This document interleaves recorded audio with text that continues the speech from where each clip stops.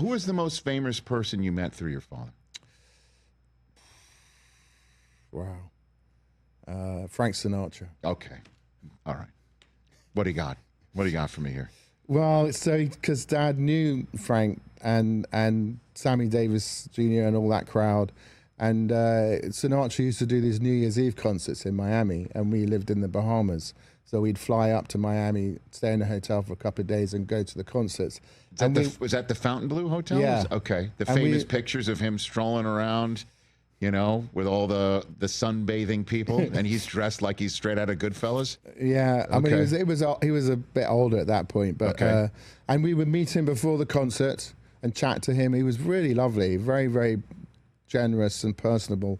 And then he would call Dad out during the concert. And I remember one of them was, because it was the only 2 times I see my father Star Trek. One was then, and the other time was on the phone with Marlon Brando.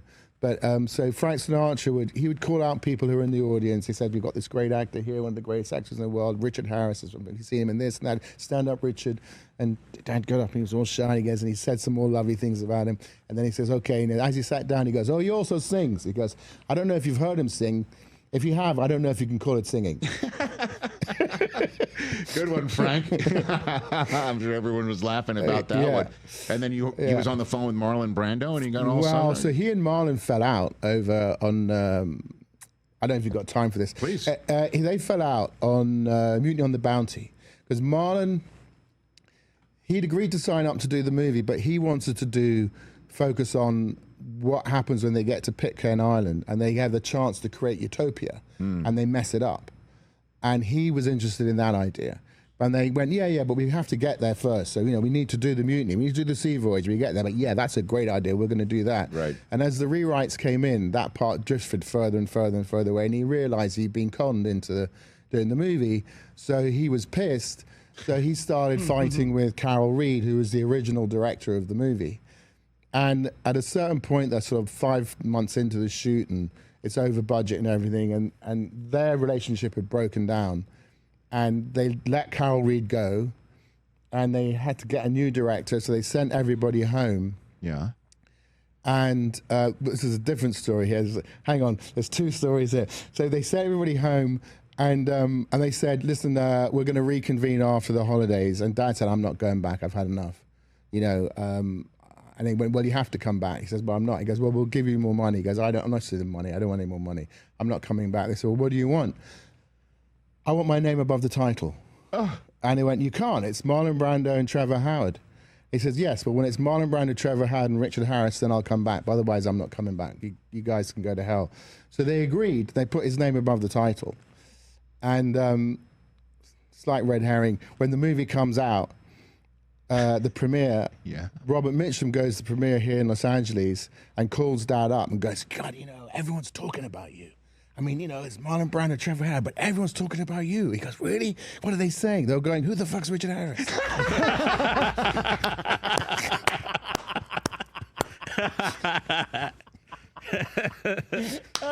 That's amazing.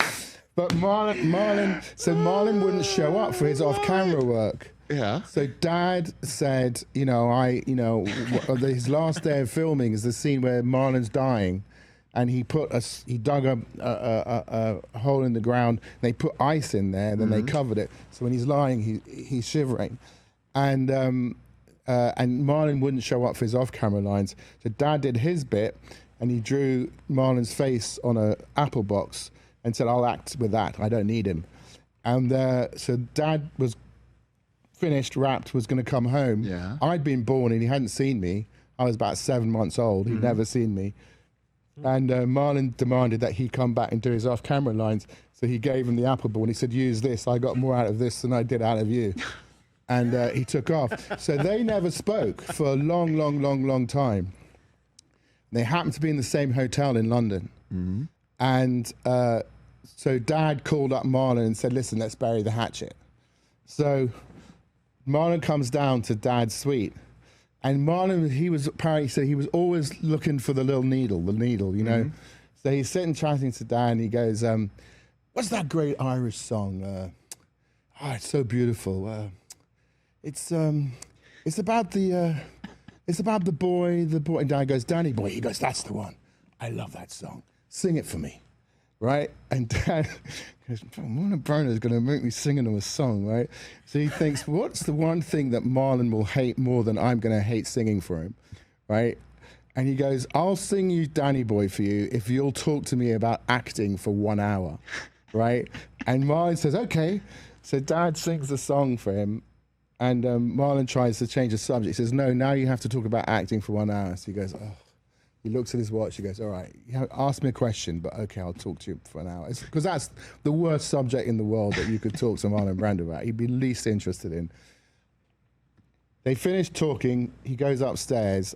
I arrive, and he goes, you've just missed Marlon Brando. At that point, I was beginning my career, so I would love to have met him.